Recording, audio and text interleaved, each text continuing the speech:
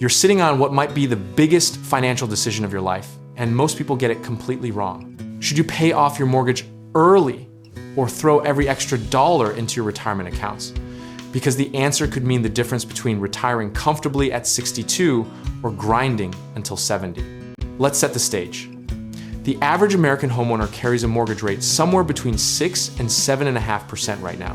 While the stock market has historically returned about 10% annually over long periods, that gap sounds small until you realize compounding turns a 30-year decision into a 6 or 7-figure outcome. Think of your mortgage like a guaranteed, risk-free return equal to your interest rate. Paying it off is essentially earning that rate, tax-adjusted, with zero volatility. But your retirement account, sitting in a diversified index fund, has historically run laps around that number over any meaningful time horizon. Here's where it gets psychologically complicated though.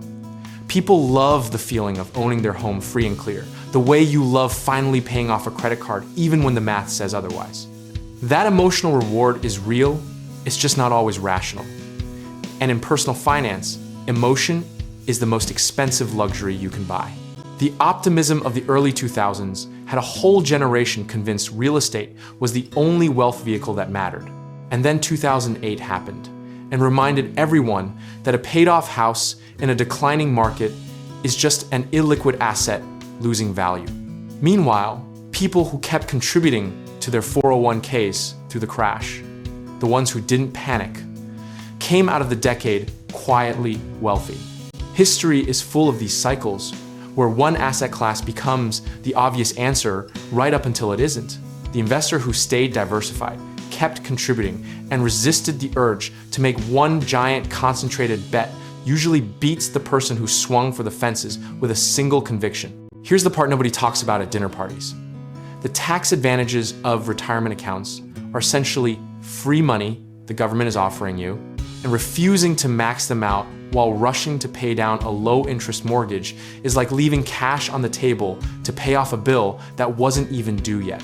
If your employer matches your 401k contributions and you're not taking the full match, you are, and I say this with love, making a math error. The misconception that debt-free automatically means financially free is one of the most persistent myths in personal finance.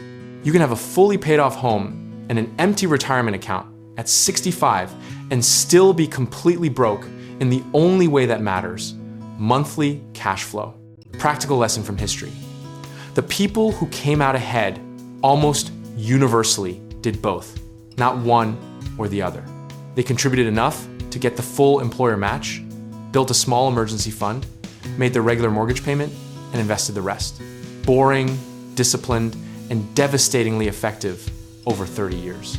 Moderate your risk by sizing the strategy to your specific rate environment. If your mortgage is above 7%, paying it down extra becomes more defensible because the guaranteed return is harder to beat after taxes. Below 5%, the math almost always favors investing the difference, and you should let the spreadsheet make that call rather than your anxiety. Process beats conviction every single time in long-term wealth building. And the person who automates their contributions and stops checking their portfolio every week will almost always outperform the person who's constantly optimizing and second-guessing. Discipline is the unsexy variable that separates outcomes more than any stock pick or real estate deal ever could. Position size matters too. Don't go so aggressive into the market that a bad sequence of returns in your final 5 working years wipes out a decade of gains. And don't pay down your mortgage so obsessively that you arrive at retirement house rich and cash poor. Balance isn't weakness, it's the whole strategy.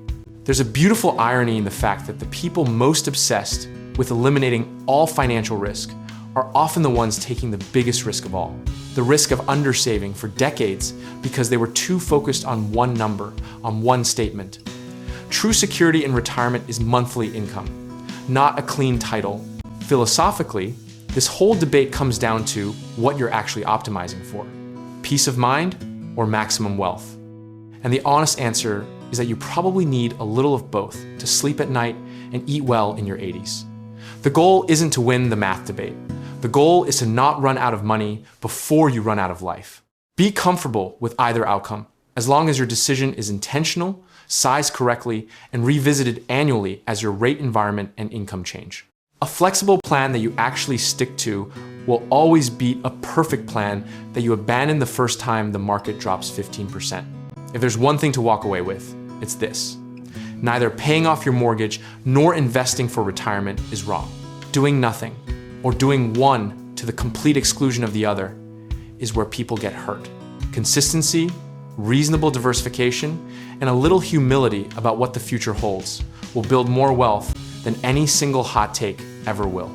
And if you're ready to stop guessing and start building, whether that's real estate investing, home contracting work, or finding the right lender for your situation, check out our links in the description below and let us help you get started on the right path.